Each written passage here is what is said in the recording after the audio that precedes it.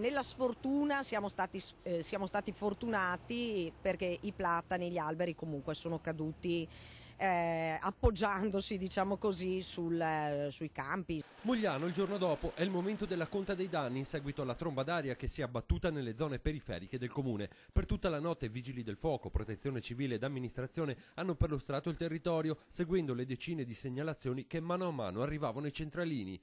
13 alberi di platani sono radicati e hanno divelto il manto stradale. 13 giganteschi platani caduti in via Sassi, uno in via Mazzocco, dove un'auto è finita nel cratere provocato dallo spostamento dell'enorme pianta. Le banchine stradali completamente da ripristinare in più punti, almeno altre 10 piante sono da mettere in sicurezza perché giudicate a rischio di caduta dopo i sopralluoghi odierni. Una situazione di emergenza a cui si aggiungono i danni subiti dalla rete telefonica e da quella elettrica. Alcune famiglie sono tuttora isolate. Il conto potrebbe superare i 500.000 euro. Eppure, dicono i residenti, da anni avevamo segnalato il problema dei platani all'amministrazione di Mogliano. Avevate fatto una segnalazione? 5 anni fa.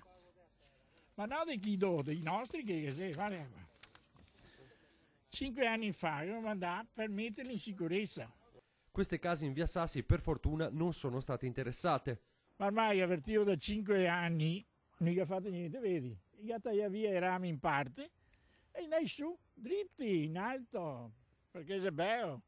Stanotte non ho mai dormito, perché si cascava, guarda.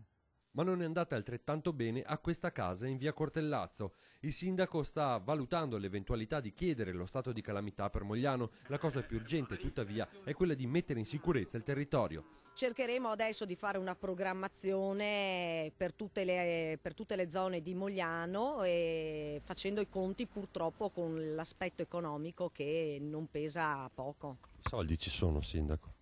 I soldi non ci sono. Chiederò a Renzi di poter sbloccare i soldi del patto di stabilità. Io credo che per temi così importanti che toccano la sicurezza pubblica e quindi la sicurezza di tutti i cittadini bisogna fare in modo di utilizzare i soldi che sono lì accantonati.